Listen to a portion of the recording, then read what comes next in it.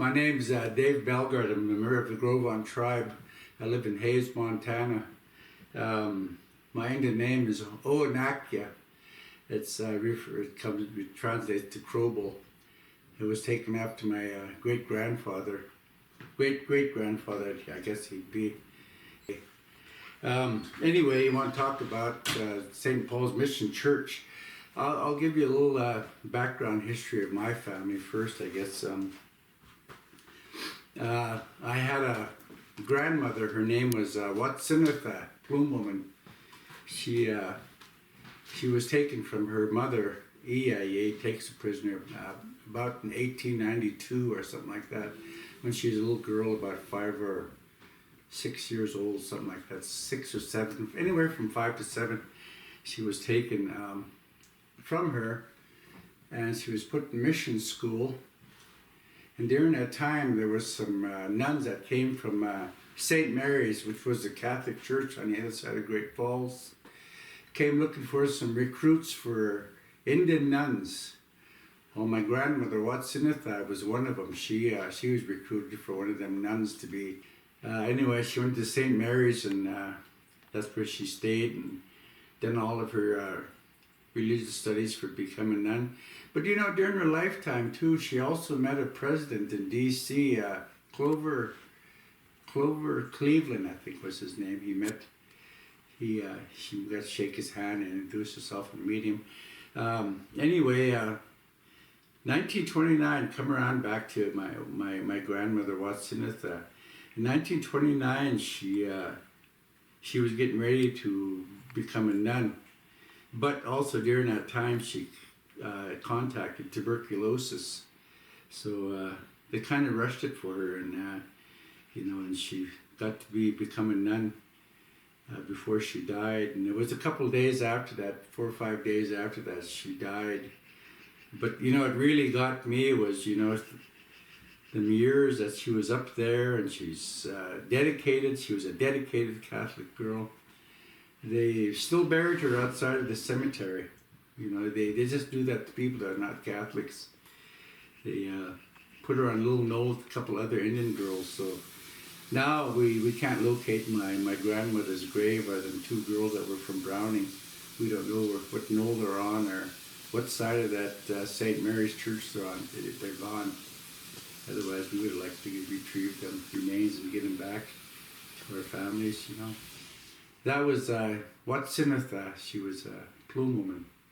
She was when I became a nun, Sister Immaculata or something like that. She was our first Indian nun, I think she was. She might have been.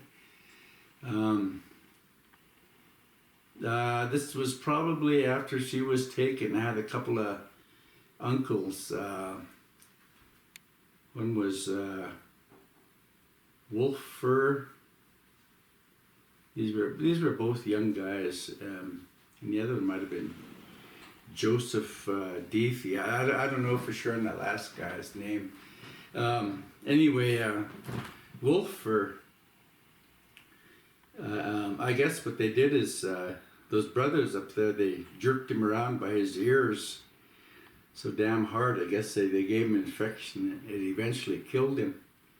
They buried him without my grandma even knowing about that. And she told her that spring when she went up to visit. The other one, I can't think of his name right now, Joseph or something like that. Him, I don't know what he did. He was probably about 6 or 7 when that happened to him.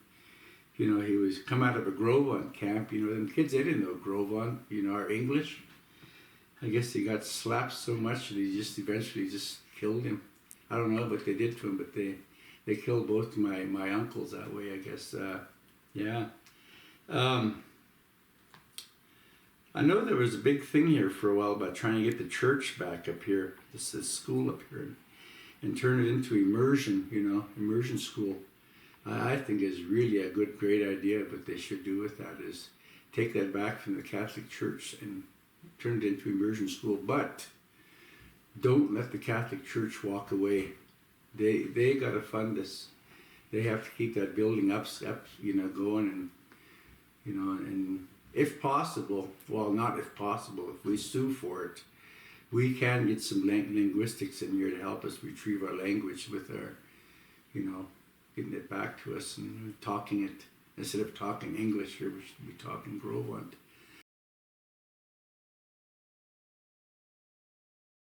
In 1982, we came out with a book. It was called Recollections of Fort Belknap's Past. And in here, we did some interviews with elders here at Fort Belknap. We did 6 with White Clay and 6 with Nakota.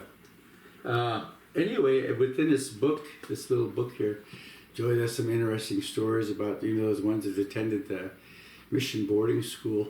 There was, I don't know if there was one gal here, one of our elders, Ruby Horseman, or Ruby Jones. She was telling me a story that they'd get those little girls up to that bakery, help those nuns bake bread. I guess those nuns would have to leave, and, well, we got to go do something. You girls just keep kneading that bread, they'd tell them. So I guess some girls would take their shoes off and they'd get in the big tubs and they'd knead with their feet, I guess. Come to supper time, I guess some girls would eat bread. They'd watch those nuns and all the other people eat that bread that their feet went through, Yeah. Yeah, there was another old fellow, old Luke Shortman. Now, he was probably one of the first ones that really went to boarding school. Maybe the second bunch. I think before him was like Bradley's, old Jim Bradley or something like that was his name.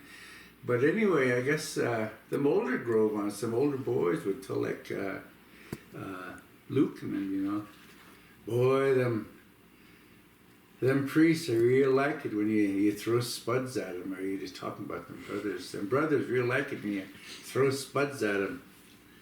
I guess Rusty threw a spud, boy, I guess he cracked that brother right in the head. He splattered like that. Who did that? I guess that priest yelled. Rusty stood up, I guess really smiling, proud, Boy, I guess he took a dirty beating for that. Yeah, Rusty. Luke Shortman, I mean, yeah. Another story about Luke too. This is when Luke first got there. He didn't know nothing about white people, how they thought or anything. Anyway, I guess them older Grovans like Jim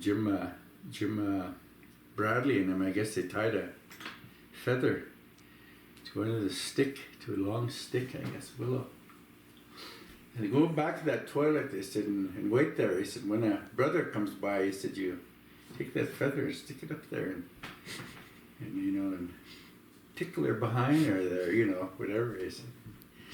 I guess he did that. Well, I guess a brother come running out of that toilet, running around the back, caught Luke. Another dirty beating, I guess he got. And this recollection of Fort Belknap's past. We did 40 interviews that time with our elders back then. I mean, there was a lot of them we did, and I think there was just six of them done out of this book.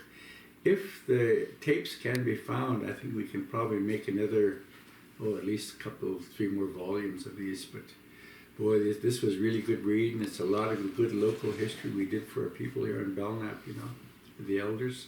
I'd really love to see that church go myself, and our people started healing to our own ways,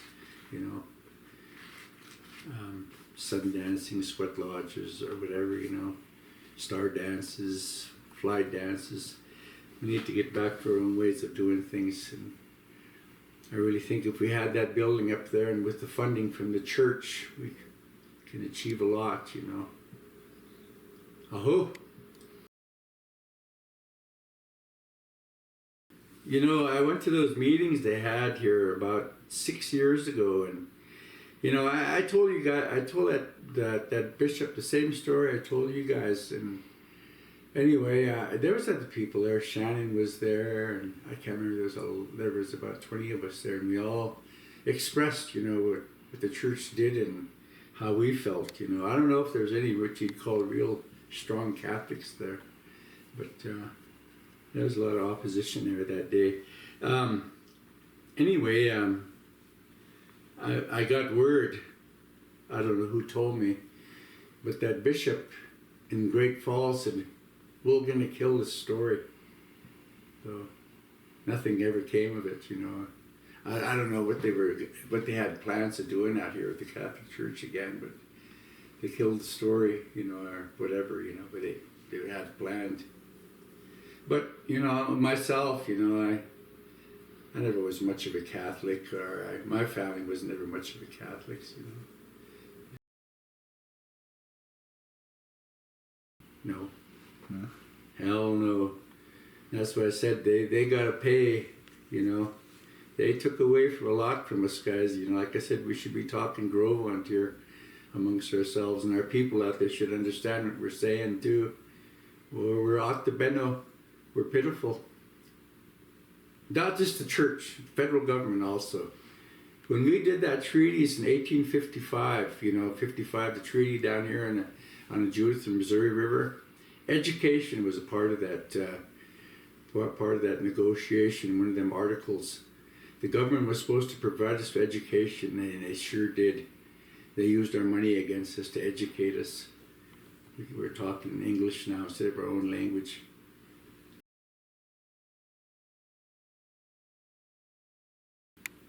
I hope so. I hope you young guys are picking it up and trying to do this stuff. You know, it's up to you guys too.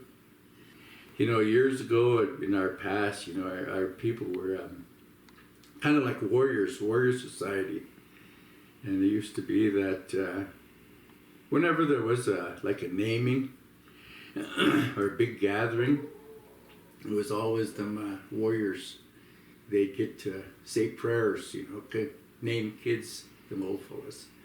They don't do that anymore, you know. They don't practice that anymore. That used to be one of our custom to, I guess, kind of like even what do these warriors get now? These soldiers get like shell shock.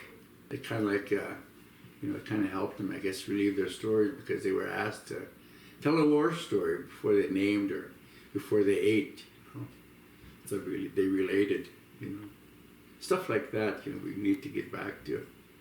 Sure, them guys can, you know, tell a story from Afghanistan or, you know, wherever they went to war, you know.